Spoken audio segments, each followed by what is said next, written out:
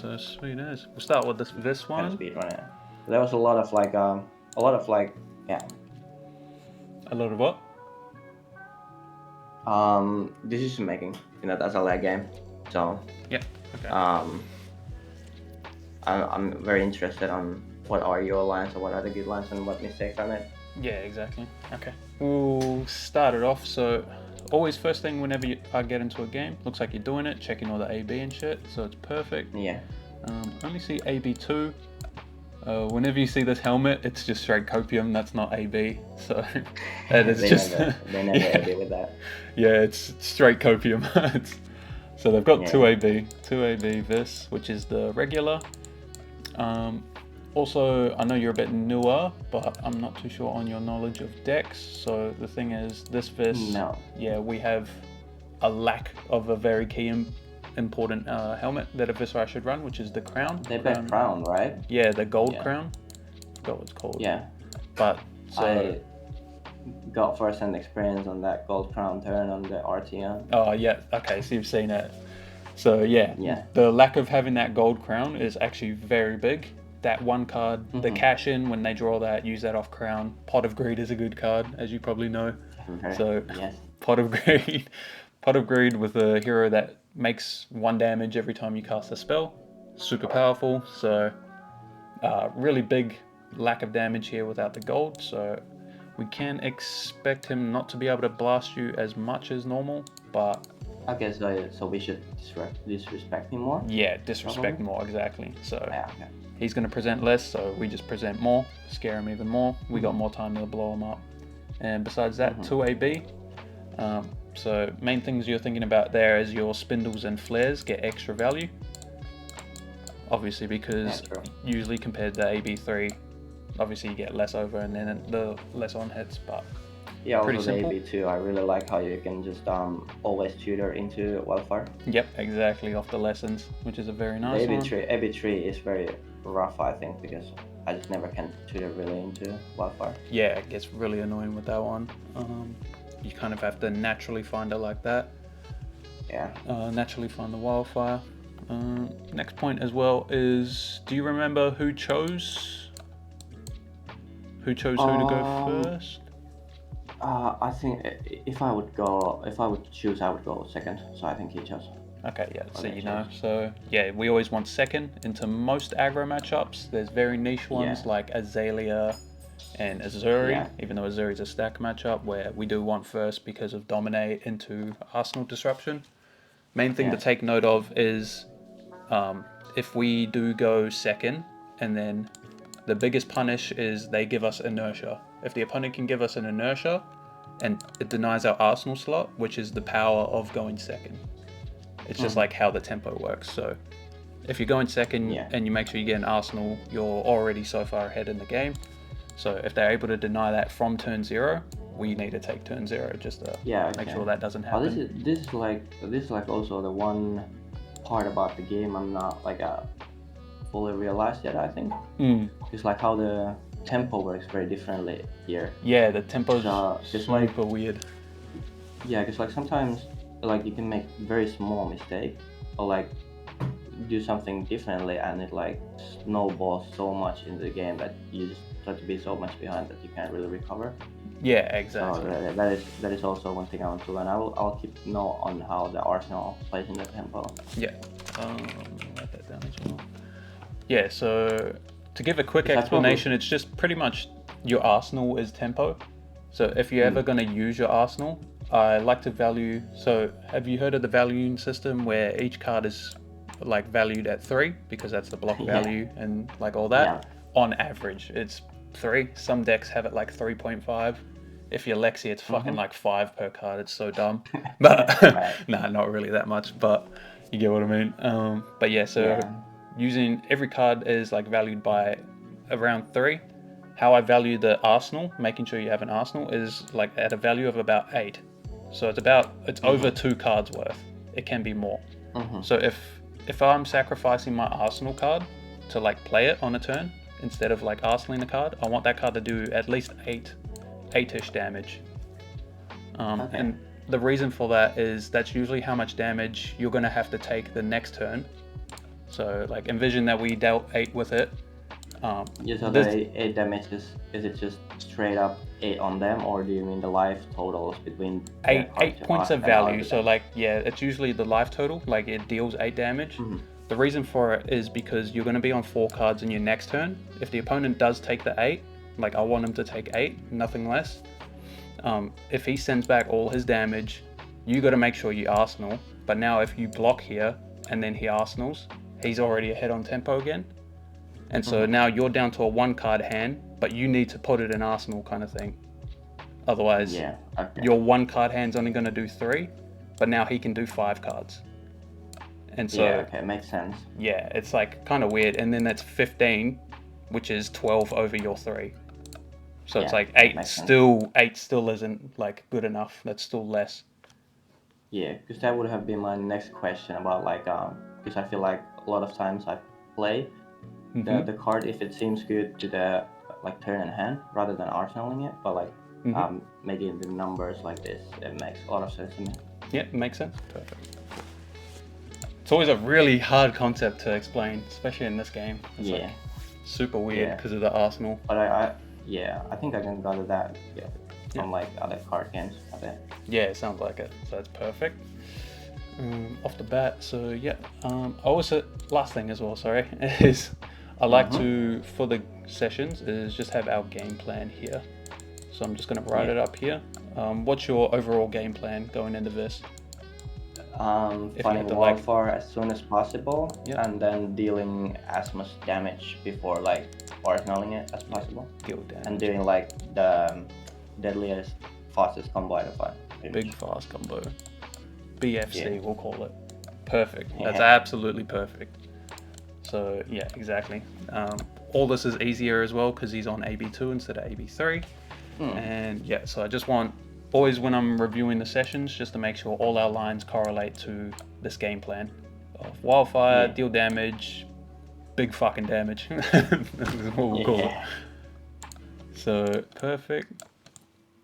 Looks like we get 2 reds out of him. So you get the 2 reds and we deal 2. Also here, a question. I remember in some video of yours, there was like something you went first, or somebody went first, as Kano, and you said a point about not wanting to let them mulligan their hand essentially. So how does that really play out? Because I've been thinking about that. I haven't really grasped like when should you not deal like damage to let them mulligan their hand? So yeah, this one's another one of those like weird concepts. I think I can explain it pretty easily. Yeah, I'm pretty sure you'll get it. So the main thing is with AB3, they're able to block out on hits like effectively. The only time I'll want to let my opponents mulligan, so okay, I should start with this. So we can see that they're mulliganing, like they want to pitch away these 2 reds. So that usually tells us that maybe they had a 4 red hand to start off with. And like that usually means it's an like the hand doesn't work. Like it's going to be a really bad hand. And that's actually the most common when you first draw up your hands, like for most like aggro decks. So when you present damage, what happens is they will mulligan the worst cards in their hand to make a functioning, like very powerful hand. Like that makes sense, right? Yeah, it does. So if we're able to not have to do that, or we don't want to let them do that for random damage, like that's, if we let them mulligan like a hand that's going to do like less than the 3 value each, so less than 12, say it's like 6 damage, and then maybe they arsenal, we have to deal more than 6 damage worth of points to them. Does that make sense? Okay. Yeah, that does make a lot of sense. Yeah, but like the value isn't just in damage. So with how we want to value our stuff, I like to look at our game plan as well. So I like that you're sending the lessons because it only deals 2 damage, which goes against what I just said. But the thing is, you're playing to your game plan by finding the wildfire. So I like it. Yeah, so I actually like doing the lessons here. See, like, that's the weird part because it's hard to value like that in numbers, finding the wildfire. But since it's your game plan, I really like highly value it. Okay, so but say if I had like 4 blue hand here, Mm-hmm. I would blind flip Kano and then maybe hit like say a zap, and I would not probably shoot it, right? Yeah, you would not Or shoot like it. yeah, unless it's like something with on hit. I'm just trying to find Yeah, like a pot or something, and then just mulligan my hand and arsenal pass, right? exactly. Yeah. So the main thing Okay, yeah, is that makes. not wanting to strip their hand if you blind flip zaps and stuff. You just want to look for potions. If you hit like a Mhm. spindle or a flare or a lesson, their on hits present more effects than just raw damage. So if spindle hits for 2, you're getting 2 opt as Mm, well, which is very valuable for our game plan of finding the wildfire. yeah, So we'll be happy with that one. Like I'll let them mulligan for that. yeah, But that one's still iffy. Flare as well. Flares depending on their AB. So obviously, the less AB they have, the more flare's going to hit for. So if flare hits for 2, and then you play another spell, it's actually hitting for 4, yeah, and then you hit him with another yeah, spell, which I can be happy with. That one, even yeah, flare, I'm still a bit, but I can be alright with flare if the context makes sense. And then, yeah, yeah, lastly, like you did in here, lessons, just straight up find you wildfire, which is, I love it. That's your game plan. yeah. Mm-hmm. Here actually about the card choices, Mm-hmm. I'm probably always happier to flip the yellow spindle than sonic boom. Yeah. Because the sonic boom is usually like 3+ blue, so that's like 4. Yep. So It doesn't really do much. exactly. If the Sonic Boom you hit like a blue, then it's a 2 card Yeah, with Crucible 2 card 5, which remember how we valued each card at 3? yes, Like that's below rate because now our cards are worth like 2 point Mhm. what? Not even 2, yeah, 2.5 each, which is normal for the wizard cards, but we find the value in our on hits. So the lessons yeah, on hit is a lot more value, and same as the spindle and flare Mm. mainly. Probably So an yeah, instant speed, right? exactly. So anything that helps us find or work us towards our game plan, we value that over like the raw damage and statistics and numbers, which is why it's Yeah, always okay, hard very to good. teach. Very good. I like statistics and numbers. Yeah. So all good. This one, I do like the snapback. So seeing the 2 reds tells me that he has 2 more reds. Yeah, The key thing to point out is, yeah, because you still know you might not know like Viserai's cards, but Revel is like one of I their best know. cards. You know that? Okay. No. Okay, yeah, so Revel, we'll write that down real quick. Revel, the cash in when they have gold, but he doesn't have it. Swarming is a good one as well. What's the other Yeah, one? that I've seen. And Mordred, that's the card. So it's mainly Mordred and Revel and Runeblood.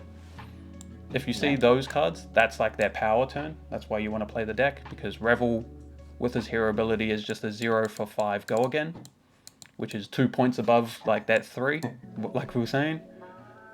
Mordred can be That is upwards of like pretty. 0 for 8 go again with how many rune chants it can create. Mm-hmm. So that's why you would see the big turns from Viserai. You always want to, when you've seen a Viserai play, you always want to assume that, after this go again attack, is he going to play Revel, and how does that affect my turn? As just a 0 for 5, Okay. like in rune chants. Yeah. But yeah, That so is like I'm really lacking in like specific matchup knowledges and yeah, card knowledge for now. yeah, exactly. I'm gonna take a note of that real quick. So mostly know Ranger matchups and Katsu and Dash, I think. That's like the most I play at logos.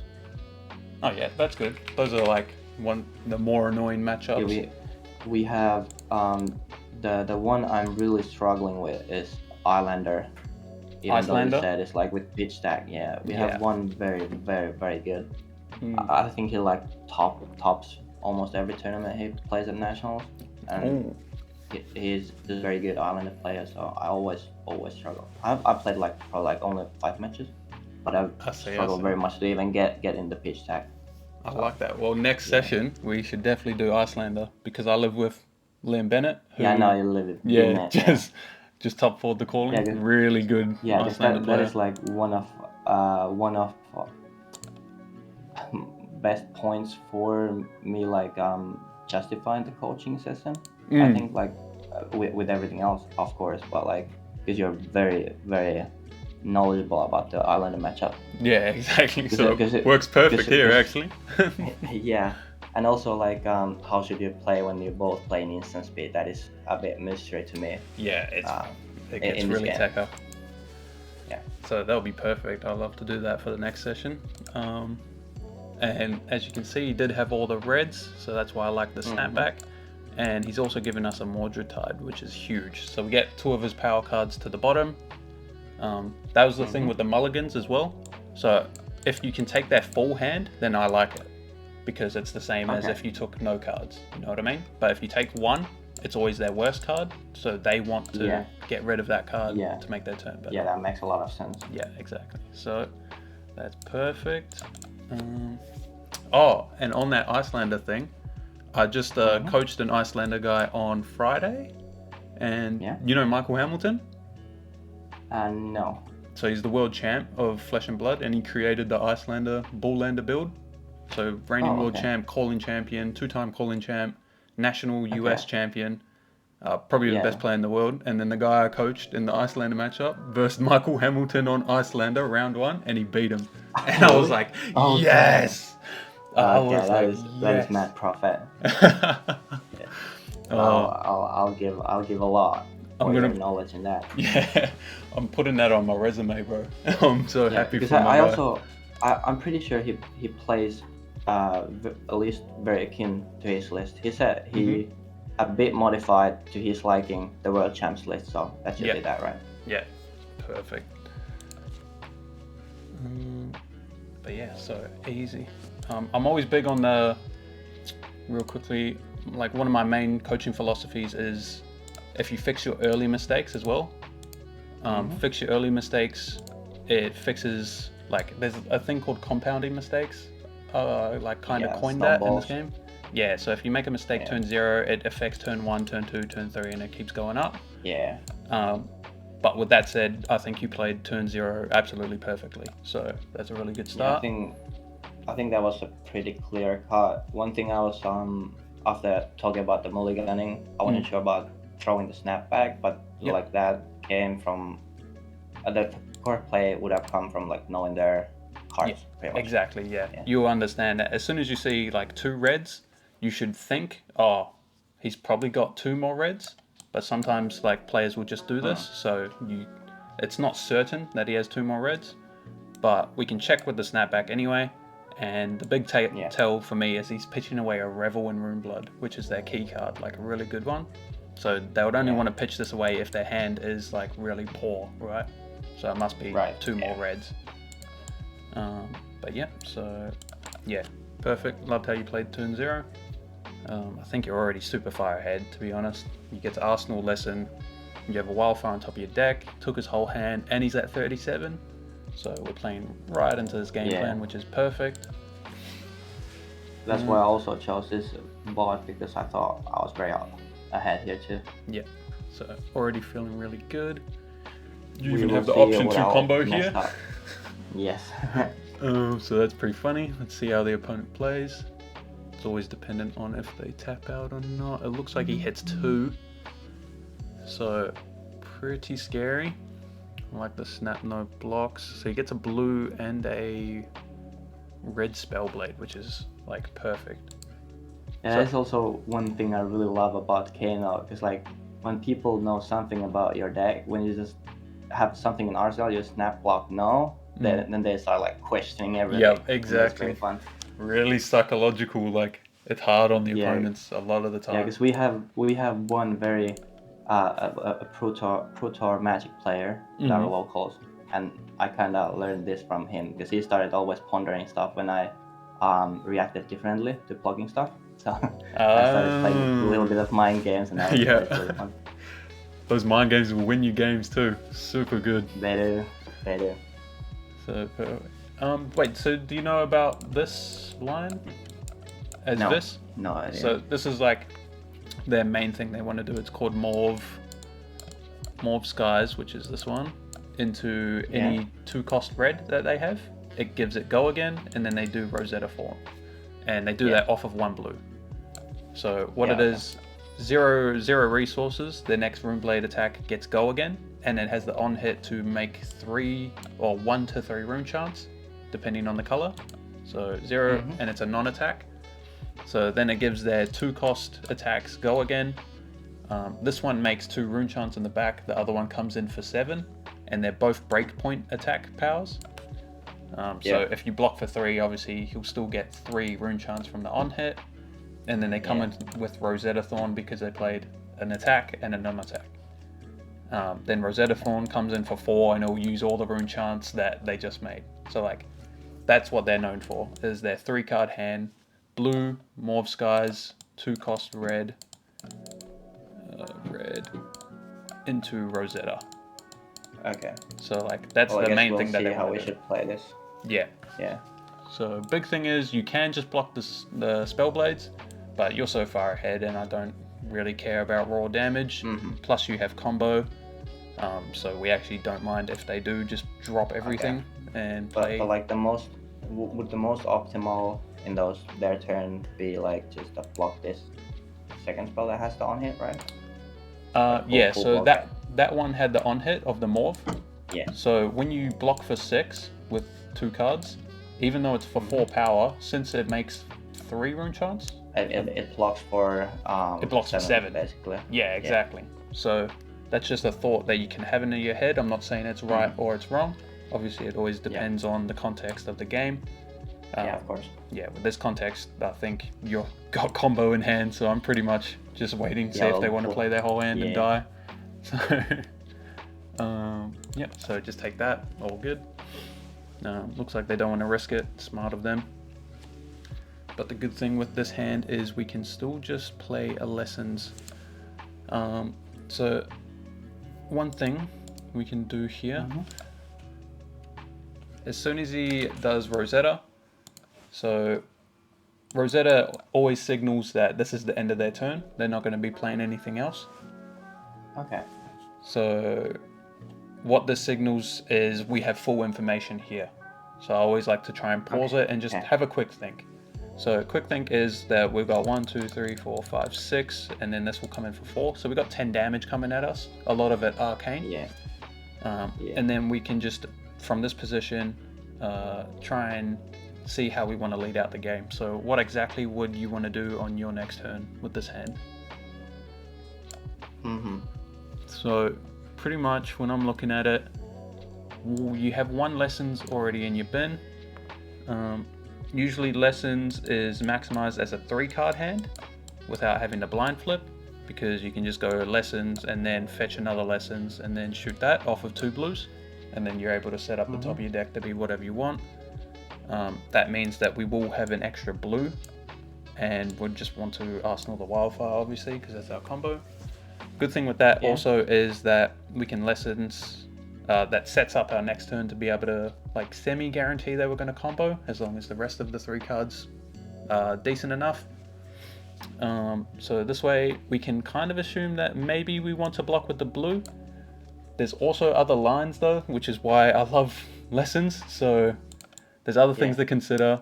You can go Lessons for 4 off of the Crucible, and then Kano into Spindle.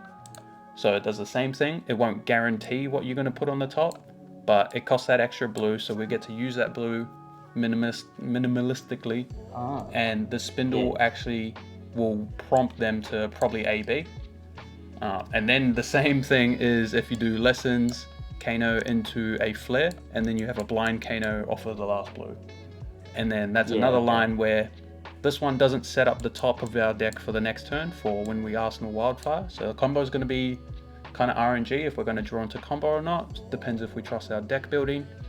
But that way we, again, present multiple on hits that the opponent probably wants to block, or they're going to take a lot of damage with the Flare.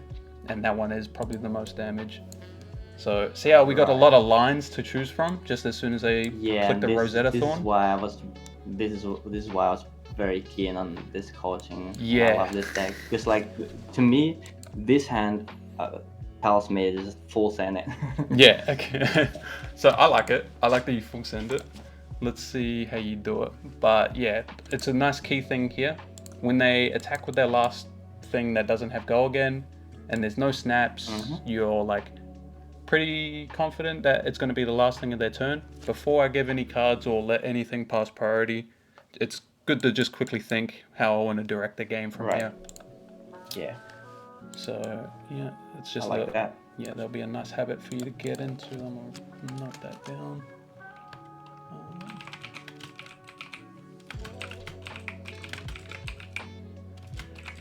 My mind is just full spamming space. Yeah, don't worry, I'm the same, brother. Most of the time I do just say, yeah, give it here. Yeah. Now it's very sad that they have one floating and one in hand. Yeah, so it's pretty safe to assume that it's probably a red. That's usually the color that people want to put into their arsenal. So assuming that they have AB2. Right. So that is something I haven't thought. Yeah.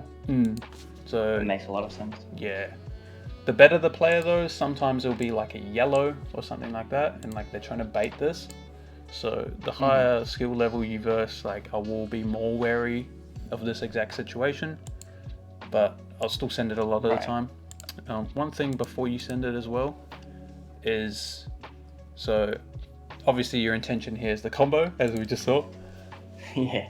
I don't mind it, but what I want you to do as well before combo, I'm going to quickly say that, is do your combo math.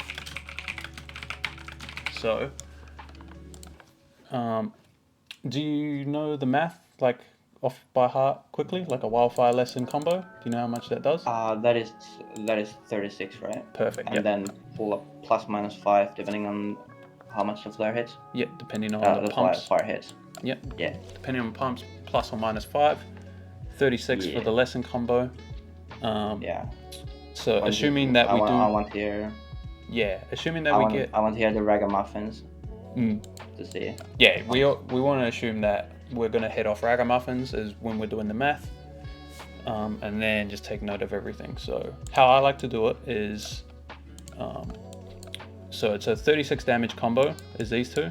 Yeah. How much does the opponent have floating? So they've got one, and then we'll assume best case scenario they have a red, which is most often they have a red, so they can AB2. So that's 26. So it's 26 damage at best. And now we have to factor in, can we even afford the pumps? So what if we hit red off rags? Which I think you did, right? Yeah. So if we hit red off rags, it's -2 resources, which is 3, 6, 9, 10, 11. So I think it's neg another 5. That is only, because you can't meta carb send, I think. Yeah, so we can't, you lose a pump. So it's 20, it's 31, and then it's minus the 10 from the AB2, so it's actually 21. Yeah. So see how we can figure that out before we give any card as well? So we can assuming that everything does go right for us, we deal 26 and they go to 11. We take their cards, all that. But assuming everything goes wrong, we only deal 21. They go to 16. And that's a much more terrible spot. So with this info, is how I like to see it is assume everything goes right. We get them down to 11. We're on 13. Are we happy with this position? So our turn is we're just going to pass. Yeah, we're just going to pass. We're versing a Visceri, so they are an aggro deck. They're able to do 13 pretty consistently. The big thing is that we're not going to be able to just Kano in the next turn and kill them from 11 ever. Unless you just super high roll, which we don't want to rely on. The other thing is we might struggle to be able to keep at least 2 cards going back to our turn on the next turn. Because if we block 6, we're kind of on 16, but they can probably deal 16 to 19 damage off of 4 cards. And if they strip our cards, then we're just in a terrible spot after that. So I'll take note of that. I wrote that down.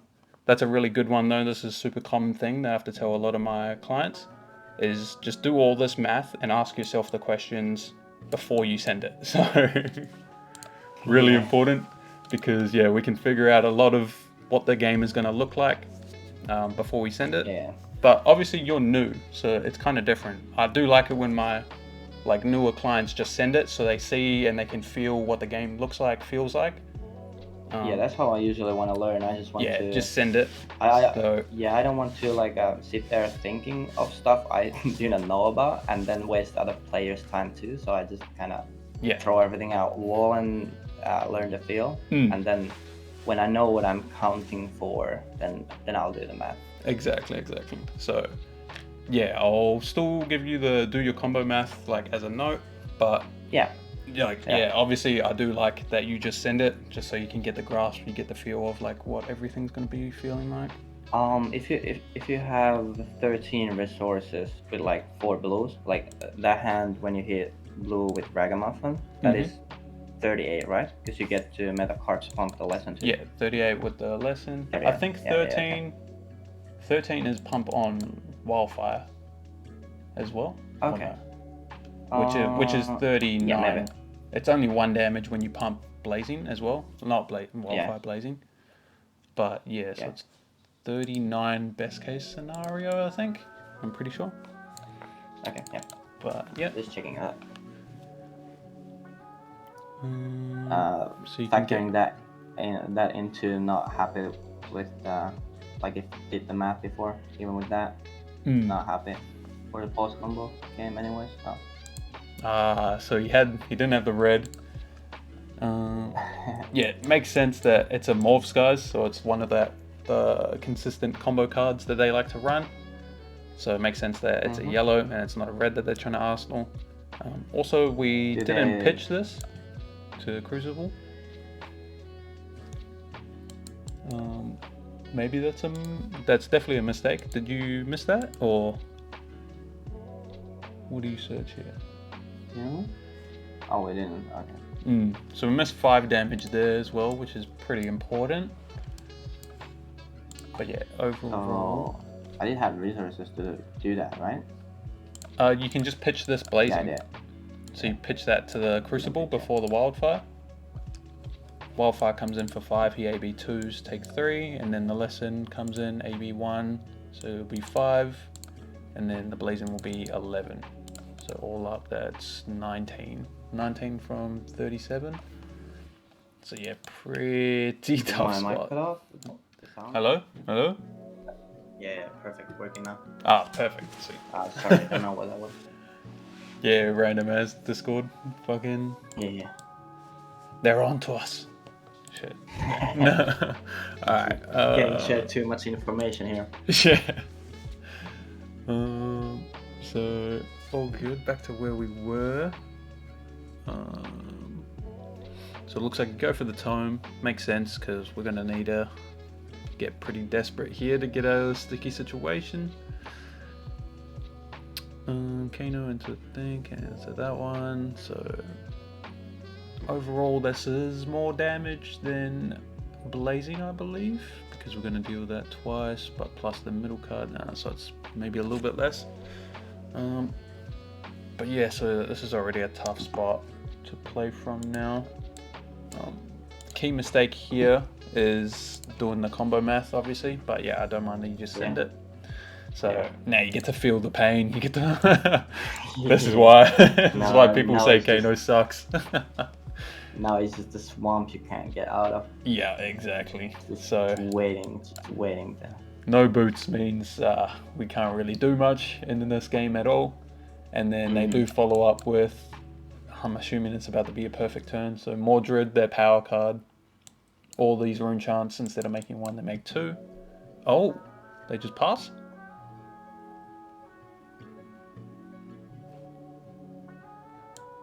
Oh, if they just pass, that's amazing. And they do, so they had no attacks. So we get a get out of jail free card here. Yep, love these send Spindle. We're getting really desperate, need to set up top cards of our deck.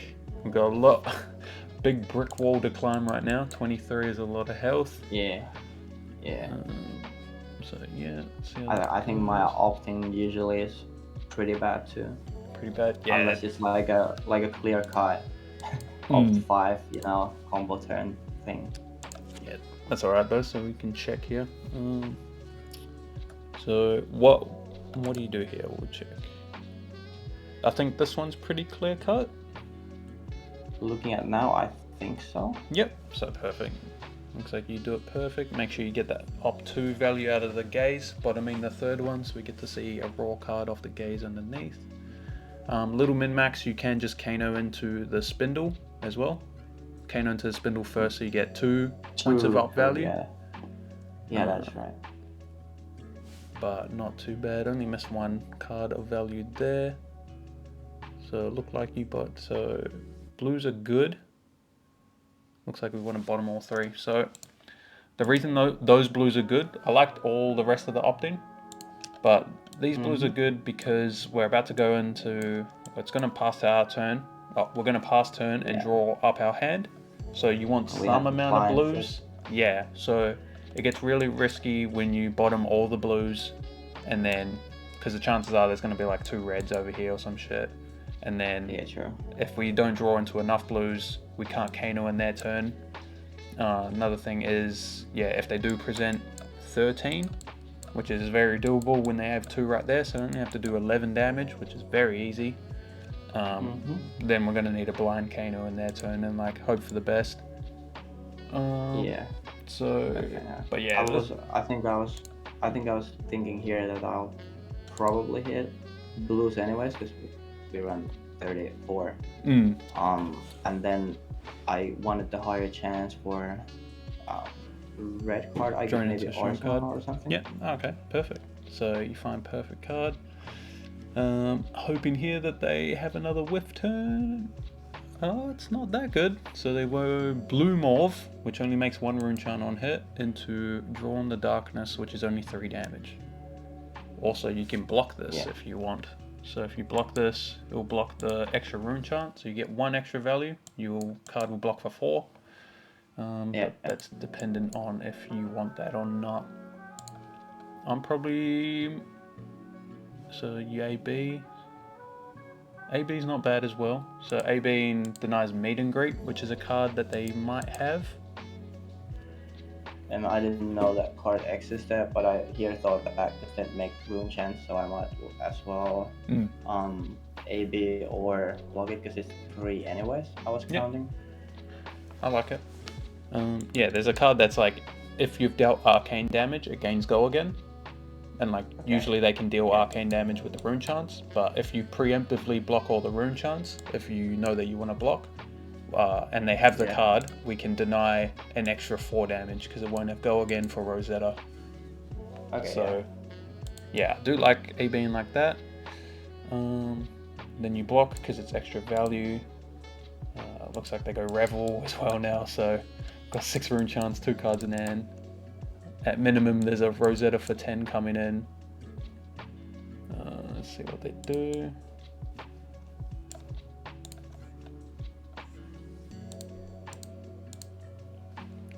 And then go and amplify. Okay, so this coming in for 6 plus another 6, and it'll make 1 in the back. So it's coming in for 12. So we get to live, which is nice. We do like living. Yeah. But just barely. So. Yeah, this feels like we're alive but not living. Yeah, exactly. As soon as we AB here though, we are kind of giving up the concession. So all that's happened with our hand is we've leaked damage. We've leaked damage and we're blocked, and we haven't really progressed anything. Small keynote here, looks like you're just going to Arsenal this. So small keynote with post-combo games is our Arsenal spot is useless. Our Arsenal's only good with Stormstriders, or if we put a snapback in it, because we can use snapback at an instant speed. True. Whereas, this is an absolutely useless spot, pretty much, post-combo game. I wouldn't want to put anything in the thing after with our Stormstriders dead, because that's how we utilize that Arsenal to shoot it at any time. Right, yeah.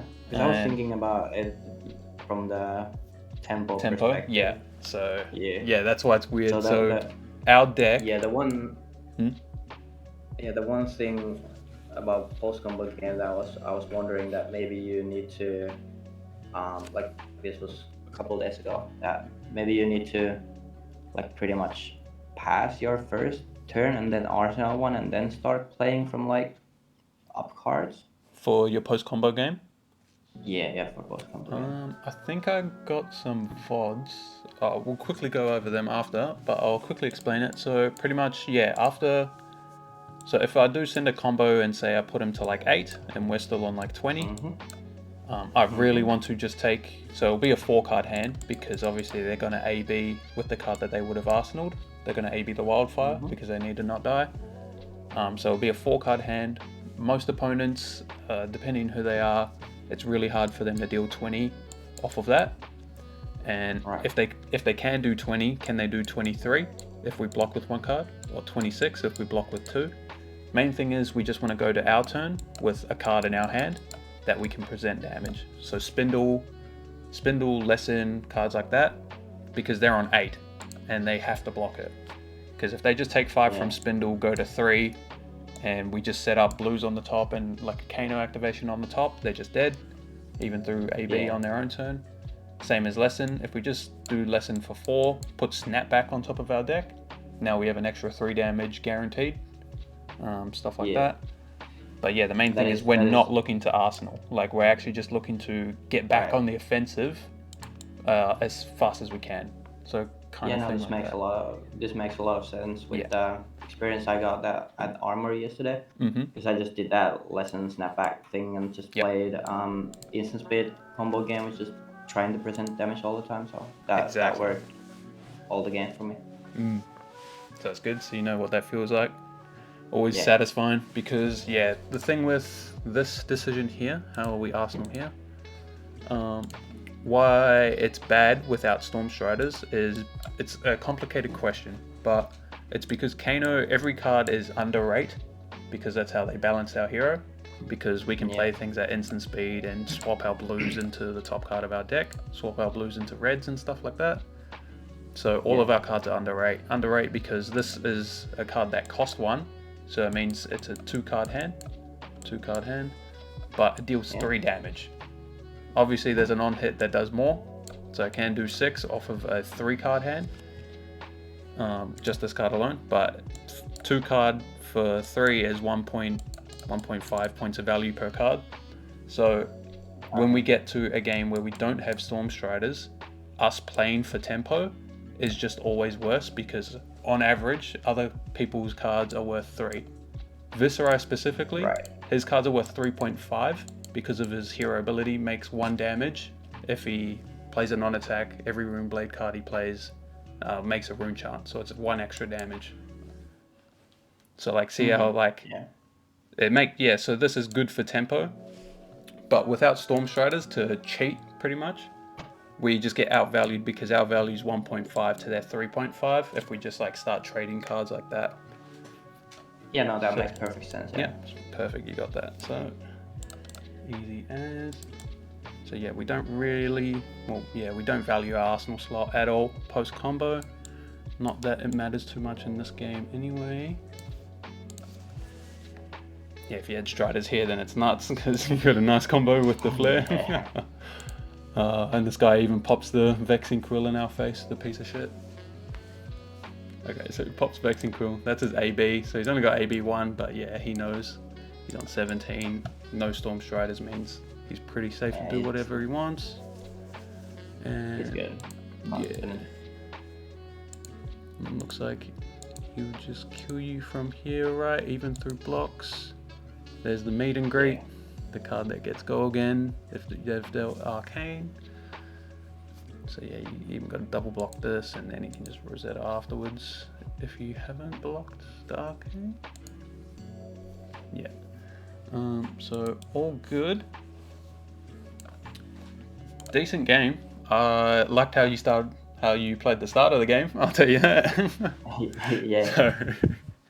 So, this game seemed like I couldn't take too much out of it myself, but you made a lot of notes about a lot of stuff, even though it wasn't too many turns. There was a lot that could have gone better. We got tempo. So sorry, I was just doing some notes.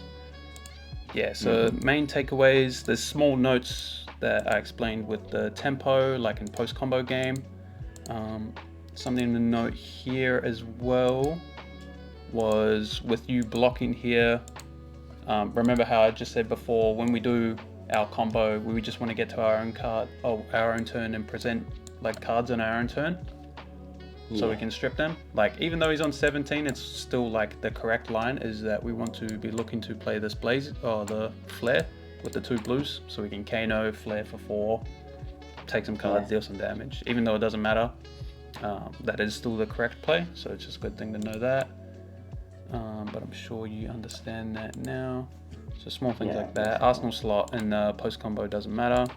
But the big takeaway, big keynote here is, just here we can just quickly do our combo math and then ask ourselves, do we like this?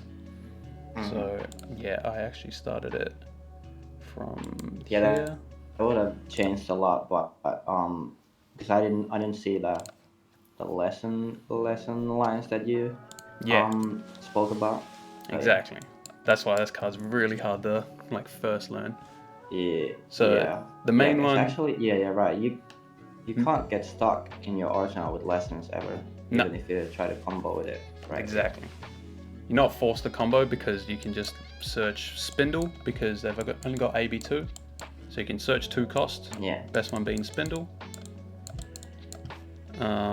So this costs 1, Spindle costs 2. You got a Crucible, so it's 4, and then you need a Kano, which is 7. And we've got 9 resources, so we can do it all. We can present a really nice turn. I think I'm also fine like if I like play this kind of damage turn, to say 1 turn with either Wildfire and Arsenal slot. Yeah, exactly. I don't think I mind that.